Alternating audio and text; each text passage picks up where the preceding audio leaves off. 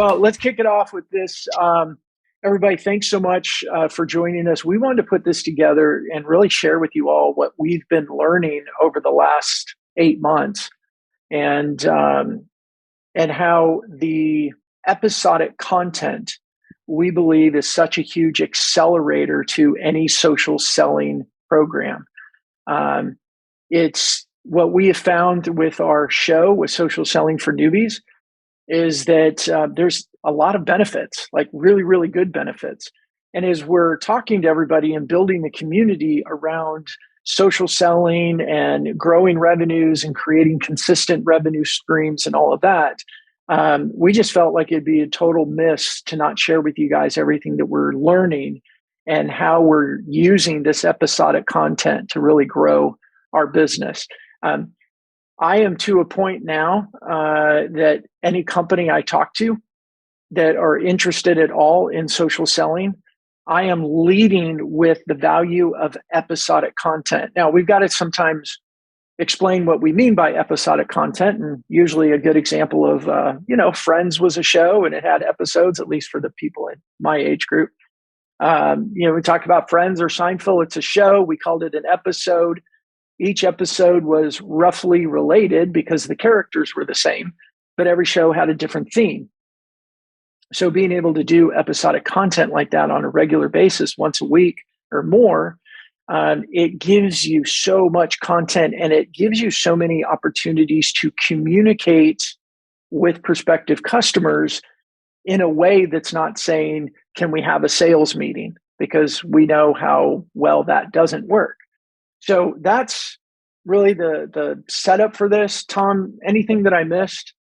No, well, and one of the things we've learned, which I guess should have been obvious to us when we started this, is that with using episodic content, like you said, where you're doing something kind of over and over and over, it gives you the opportunity to get your message to be a bit more repetitive. And that repetitiveness that actually, people need to hear things more than once. And Brandon, we kind of suffered from this. We would go talk about something and then we go talk to the next thing and we go talk, and people were still back trying to figure out what we said the first time. So the ability to have, not that you're saying the exact same thing every episode, but you're taking a theme and you're making that repetitive is we've really seen some really, really interesting results on that. And when we talk to people that have been to the shows, it's like they're reciting what we've talked about and they've used some of it, and it really gives you a much more qualified company or prospect that you're working with. So, I pulled out for everybody. If you know this, I'm a certified coach and speaker with the John Maxwell Company, and I started pulling out his book, "Everyone Communicates, Few Connect," again, and started reviewing it as I'm refining my training program for social prospecting. I really wanted to go deeper into how to really connect with people in comments and connect with people on social posts. But I got to the section, I got to this chapter, and he says it there, say it over and over and over and over again. And I think that my tendency had been to keep evolving my message, and I just lost people. So the learning that we learned there for everybody, if this adds value to you, is keep it narrow, keep it simple, and repeat, repeat, repeat, and repeat. Yeah. All right. Should we jump in the slides? Yeah, let's jump into it. Okay. Hold on, right. And guys, if you have any questions or comments or anything, go ahead and throw them in the chat, and Tom and I will both take turns getting to them. And we may put you on hold for a little bit while we get through something, but we'll definitely get to it. So we started this with saying the simple and easy way to dominate your newsfeed, mostly because honestly, Tom and I aren't really good at creating these big dramatic titles and these emotional, like, oh my God, I got to go see this, but we're trying. What we probably would have said is how to use episodic content to stay top of mind with everyone you want to talk to, type of thing. But we're getting better at getting catchy marketing messages, get outside of our left brain and use that right brain a little bit. But really what we found with this is the core of it. And do you want to jump into it, Tom? Yeah. The core of it starts with that episodic content. And everybody on here, people that are watching the recording, you probably know us from our show, Social Selling for Newbies. And what we have found with the show is that, surprise, surprise, repetition creates growth. And the more we do it, the more people are discovering it, the more some of you all are telling other people about it. And we get more and more people that are consuming that content. Now, we go live on LinkedIn every Wednesday at 3:30 Eastern, but we don't stop there. I mean, that's the really important part about this is going live is just the beginning. And I want you guys to know, too, that I spend, and Tom, you can speak for yourself because you do a little bit more because of the back end side, but I spend about an hour a week on social selling for newbies. Some weeks I might do a little bit more. If we want to do a prep call with the guest, then maybe I spend a little bit more time. But really, Tom puts together an agenda. He sends it out to us a couple of days in advance. It helps prepare us. And then we log in about 15 minutes early into our tool. And we chat, whether it's the three of us, two of us, or a guest. We chat a little bit, we review the agenda, and then we just go live and we have a conversation that's recorded. And we tend to go somewhere between 30 to 45 minutes. We've moved closer to 45 lately. I think we're getting better at the conversation and it's moving us a little bit further. But that's really the process of going live. Now, there might be some questions on the operational side, and I can address that in a second. But Tom, I wanted to pause and let you jump in. Did I miss anything on there? No, and so again, going back to the episode, right? The theme is clearly social selling for newbies. That's our theme. And then we've tried to create different subtopics around that for each episode. But if you listen to them, you're going to hear common things over and over and over as we've gone through this. And as you said, no, it doesn't have to take a long time. We could do a whole probably webinar on how to prep for these, because I know there's some, oh my God, it's going to take forever. I don't have time for this, all that. That's number one. Number two is if you look here, right, all of the four people that are on that slide that are there, or that none of us have super fancy production or super fancy any of those things. And not once have I had somebody come to us and go, well, we like your show, but your production quality sucks. Or, and we've had some days with bad sound. We've had some internet things go out. So it's not really a reason not to do it. Obviously there's things we can do, and there's some basic microphones and basic things that you can do. But the content is what is the most relevant. It's not so much the production quality of it. Yeah. And we get 45 minutes, as we're going to talk about here.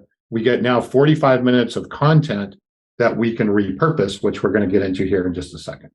Yeah. Yeah. Let me tell the story. I spoke with someone yesterday who is becoming a client of ours, that we're actually going to be producing their episodic show and doing basically what we're sharing with you today, we're doing for this company on a monthly basis. But I'm talking to the CEO and he's like, yeah, Brandon, I love the concept of it. He's like, but I have no idea what to do. He's like, when I see your show, you got like this fancy background and your lighting looks good. And it looks like you have some big fancy microphone. And that just really overwhelms me. And so I want to make sure that we're clear in here. This was like $89 on Amazon. I'm using the microphone inside of my Mac. And then most of the time I use this like $29, I think that was it, $19 O-ring that clips onto my computer top. And you just, you press a button, you turn it on. And my internet access. Now, I will say my backdrop, this is kind of funny, and Tom's got the same story. My backdrop is when I first started going live during COVID, I had a blank backdrop. I had like this painted wall, this whatever ugly kind of yellow. And I had a little sign, one of my motivational signs that said something like, you weren't born to be good, you were born to be great, those cheesy motivational things. And it was kind of on the side and it was a little bit crooked. And my wife saw my live. I have a group inside of Facebook too. And my wife saw the live and she was like, no. And so she asked for a budget and now I have this. But my point is this, you don't need that. Like, you don't need that. This is because my wife loves me and helps me not look like a slob. She even tells me to change my shirt sometime or change my shoes because I don't color coordinate. But you don't need this can be overkill. I just don't want anyone to see this and go, oh my gosh, you have to have it. I love that I have it, but you don't need it. Yeah. And now even with, the tools that are out there, it's easy to do background. It's easy to blur if you want to. So it gives you a lot of different options if you're, don't have the perfect environment as well for that. Yeah. And then I'd like to address the topics. I think a lot of people I've heard, they've said things like, oh my gosh, how did you get good at that? Like, well, first of all, thank you for saying that we're good because we're still trying to figure this out, right? As much as we say, we talk about being newbies for social selling, we're also a newbie at this episodic content. And here's the best advice I could give is pretend the camera's not there and you're just having a conversation. And for all of us that have had any length of experience in our industry, we have conversations about these topics all the time. So there's nothing new. We're just having conversations. Now, I'm going to let Tom address the side because Tom really acts more as the host and keeps the agenda flowing and keeps us on track. But for most other people, especially your guests, it's just tell them, come on in, be who you are, and we're going to have a conversation. We give them a little bit of stuff like, Tom tells me every episode, okay, Brandon, don't get so long-winded, keep it short, get to the point and all that. But other than that, we're just having conversations. Yeah.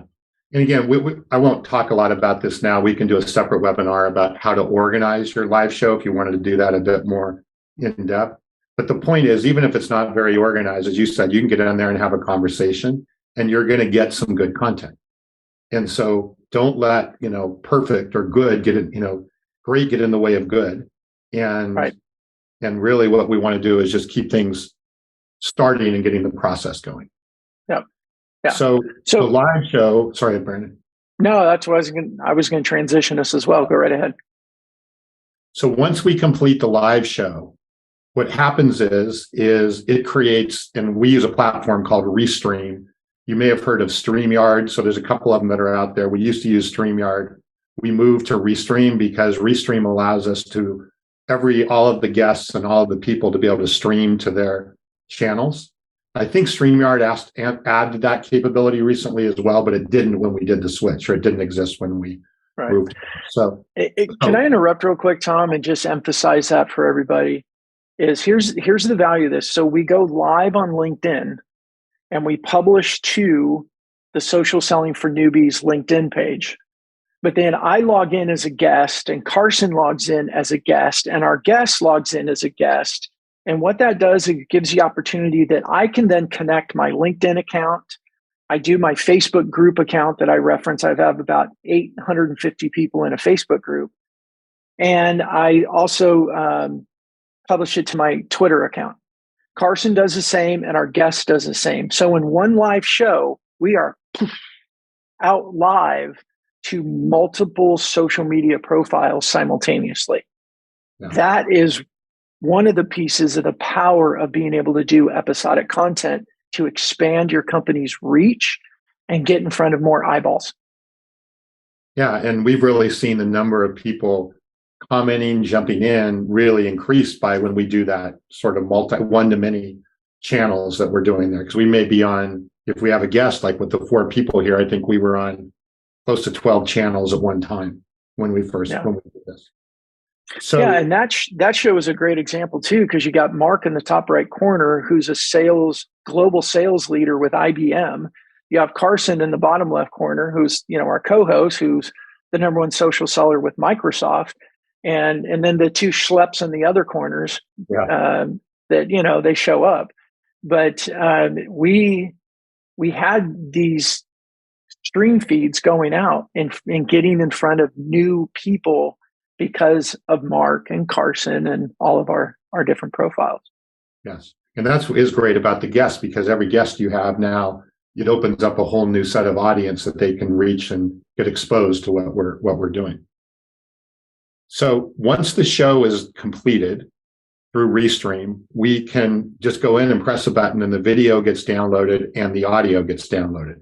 So that happens really, really quickly. And then two things happen on this left side here. The reason I'm showing this kind of on the left is we're taking the full episode, the full content, and we're dropping it into a tool called Buzzsprout, which allows your audio to be syndicated to all the normal podcast channels like iTunes and Spotify and all of those things. Literally took us less than a couple of hours to set up, and we press a button and all of that content, or that audio content, now goes out onto all the podcast channels. We also take the full video from here and put that on YouTube, on our YouTube channel, as a full episode. So this is kind of what we call long form content repurposing, where we're taking the full episode and putting it out into these other places as well. And what the details of that, when we're done on recording and we say bye to everybody on the show, we turn it off, we stay on, we do a little regroup. And while we're regrouping and talking, I click a button that says download. I mean, it's done. I download the video and the audio, I drop it into a drive, and then our team takes over from there. But they'll edit it with an intro and an outro, which is, when you listen to a podcast and it says, welcome to the Social Selling for Newbies show and all that. They add the intro, they add an outro, then it's done for podcast. And then on YouTube, we just make sure that we have the captions loaded and they're done right and all of that. And then we do an intro and an outro for video, and then that gets loaded to YouTube. Yeah, and on YouTube, all we really do is add a thumbnail. We don't even add the intro and the outro for YouTube. So it's even simpler for YouTube. We stopped adding intro and outro. Yeah, shows you how much I watch our. Yeah, I listen to our podcasts. I don't watch them on YouTube. So there you go. But either way, the long form now gets repurposed. It's out there, it's available, and so forth. But the real secret sauce, or the real magic, happens sort of on the other side here, on the other side of this dotted line. And what this is how do we then take 45 minutes and break it into smaller, we call snippets, that we can then repurpose in different directions. So Jason here, who's on the call, who's watching from his car, it looks like, he is brilliantly helped us put this together. He'll take the entire episode here, go through it, so he has to listen to us like 2 or 3 times, and that's, we pay him extra for that, and then decide, okay, of the 45 minutes, what would make 15 to 20 minutes of, 15 to 20 seconds, minutes, right? 1 minute snippets that really have some emphasis or some real value to them. And so for each episode, he'll produce between 15 and 20 episodes that are snippets from that 45-minute piece there. Now you can see these look a little bit different. So there's a little bit of a background here, and then there is the transcript here that's created. So we're taking that video, but we're adding a little bit of a background to it, a little bit of style to it, so we can start posting on the short form channels. Yeah, and we take those, and Jason puts them in a file for us, and we then have access to them too. So number one, Jason takes them and turns them into YouTube Shorts, posts them to Instagram, TikTok, back into LinkedIn as well. And those videos are going all the time, and Jason's managing that. And we'll talk about retargeting in a second. But before we get there, I want to talk about Jason also then puts those in a folder for me and Tom and Carson and whoever our guest was.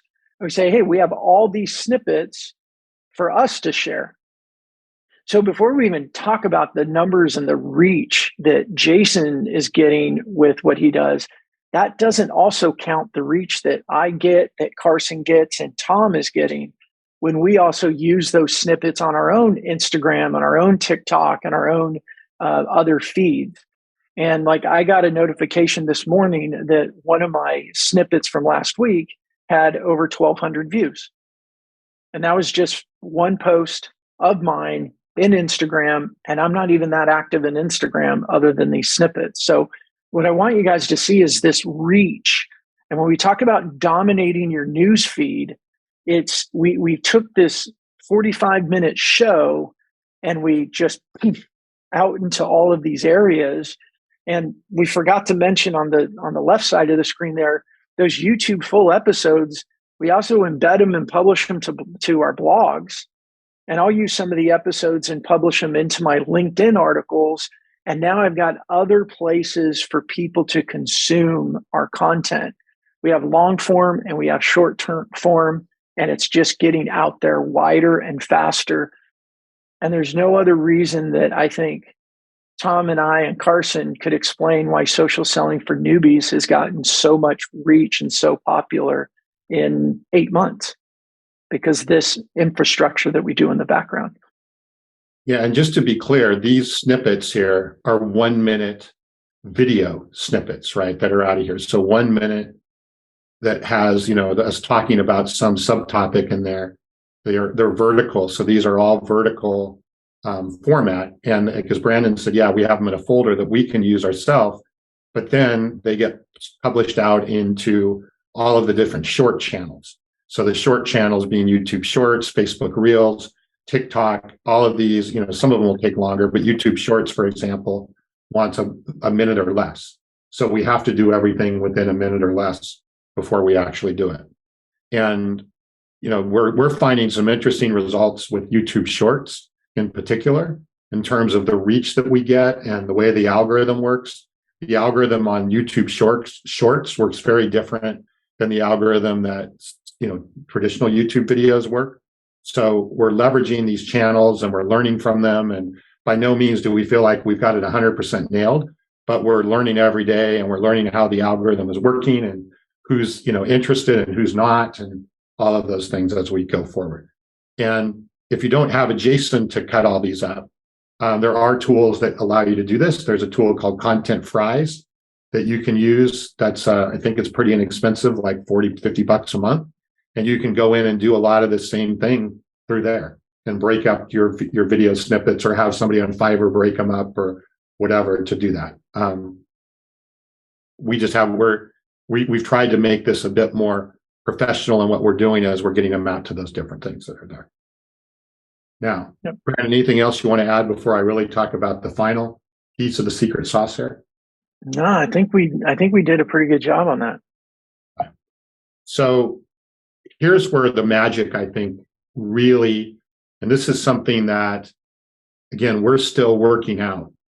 But what we want to do is we want to be able to capture everybody who is watching these, whether it's on YouTube Shorts or Facebook Reels or even over here on the full episodes. We want to be able to capture those and put those into what are called remarketing audiences. So remarketing audiences are, if you've ever used Google Ads or Facebook Ads or any of the social media channels, they're ad platforms. What they do is they let you build audiences based around activity. So you don't get to see the names, you don't get to see the specific people here. Facebook knows that, or YouTube knows it, but what you know is that there's an audience of people that watched one of your YouTube Shorts, or there's an audience of people that watch 50% of your long form video, or whatever the case may be. And so you can start building these audiences that are basically represent the engagement that you've received. And that's a really big deal, because now you have a way of actually going back to those audiences and marketing to them through paid ads, which I'll talk more about in a minute. But this piece is really important. Yeah, and here's what I like everyone to understand with the snippets. And you can do this with images too. It doesn't have to be video. But the idea is creating little bits of content that make it easier for people to like it, Maybe they even comment on it. But for the purposes that we're doing right here, our focus is really building the remarketing audience so that we can then put something in front of them later that is a call to action. And that's what Tom's going to talk about in a second. But I've done this tactic a couple years ago, but we didn't use video. We just used like little motivational quotes and things like that, and got it in front of this wide audience of people. And every time they liked it, because they were just like, yeah, cool, I agree with this. Yeah, that's really easy for them to like it. We were building that remarketing list or that audience that we then were advertising to them later with a more direct call to action. I hope that's kind of clear with the strategy that's behind it. Yeah, let's go to the next slide, because once you have these remarketing audiences in LinkedIn, you can have them in LinkedIn, Facebook, Google, YouTube. Those are the 4 that we're using. Once you have those remarketing audiences, then you can run paid ads to those remarketing audiences that are very specific towards something that you want them to do. So this is something that's come up a lot. Well, I can see that your live show or your podcast could be good for brand building and awareness and thought leadership, but does it really get leads? Does it get, actual prospects for you? And what we have found is it's a kind of a 2-step process, right? The first slide that we just went through is in fact building that thought leadership, building that reach, building that brand recognition, but then using that to build the audiences that then we can come back to with a specific call to action. In our case, our call to action is to bring them into our Modern Seller HQ community. That's what we're doing right now. That's our funnel, if you want to call it that, to move them into the free community. So this allows us to put up a ad, whether it's on Google, or you probably all seen ads in different places, or in Facebook, or whatever the case may be, with a very specific invitation to come back and join our community. Now, over time, we could do other calls to action. So by no means are we stuck on any one thing. But what this does, it gives 2-step process. And the beauty of remarketing ads is they're a lot less expensive than just running generic, what are called interest-based ads. So if you go into Facebook and you say, hey, I want to run an ad to everybody who is, a salesperson that sells technology or whatever, or LinkedIn, even worse, it can be very expensive to run those ads. But when you've built your own audience, all of these platforms give you credit for building your own audience, and your costs are way, way less, like fraction of the cost of what it would cost to market and do ads generically through there. So we're constantly looking at how do we build up our audience? How do we get better at building up our audiences? How do all of those things come together so that we can leverage all of that? And everything started with this. Okay? It started with this, and it ends up with this as we go forward. Brandon, anything you want to add to that? No, I think that's it. I think it's a good opportunity for anybody if you have questions while on the live, or if you're watching the video. Wherever it is, there's a place that you can either ask questions or comment on it. I think my encouragement to people is, as the traditional KPIs are getting more challenging, we have to make more calls to get people to a conversation. We have to send more emails. Budgets are getting cut. What I see with this is the expense and the effort of doing this is more valuable than a salesperson if you have a team of salespeople. And I know that's going to strike some people in a different way, but what I've been sharing with people is, hey, let's take your lowest producing sales rep and look at the budget that you have for that, and say, do we repurpose that budget to do something like this that then starts producing better quality engagements, conversations for your other salespeople who have traditionally been a little bit better producers for you. That's the way I've been encouraging people to look at it. We know, they know, or we would know based on current data, if you put another butt in the seat, you hire another salesperson, what type of production are you going to probably get, and what's the effort, how many calls, emails, and all that stuff. and comparing it to this. And our data has been pretty amazing to this point. We're nowhere near where we want to be. But that's my encouragement for companies in taking a look at brand building, but also social selling or content selling all in one, because this is kind of that, one rock, two birds concept. We're building the brand, but we're also generating a whole lot of sales opportunities. And I guess, Tom, I did forget, and I was even looking at my notes. What I really like about this too, with all this content, and I mentioned it earlier, but is the ability now to have a different topic of conversation to have with prospective customers. And what I mean by that is I have so many pieces of content that I can send out to people that says, hey, we did this episode on XYZ, and I thought you'd find value in it because of 8 reasons, A, B, and C. Right? My other option tends to be I can send them out and go, hey, just checking in. You want that demo yet? Which is lame, right? It's not going to win a lot. So it gives us much more powerful tools, if you will, to send out messages. And bottom line is, if being a trusted advisor is important to close more deals, then we need to act like a trusted advisor. And all this content gives us the little nuggets to share to present ourselves as that trusted advisor. That's huge. We're going back to social selling, right? And social prospecting. This gives you a portfolio of content now that you can use, again, much, much more proactively and much, much more from a trusted advisor perspective. And what we have also seen, which we should probably do another episode on, is that this type of content does better. It gets more results, more feedback than a highly produced piece of marketing content, like an ebook or a white paper or something like that. This is it's more real. It's more, I don't know, from whatever it is, we see the results much better sharing this type of content than well-published content that we all spend a lot of time and effort creating. Yeah. So any questions or comments as we wrap up? No hurry, no rush, but if you have questions. Brandon says it's more personal. Absolutely.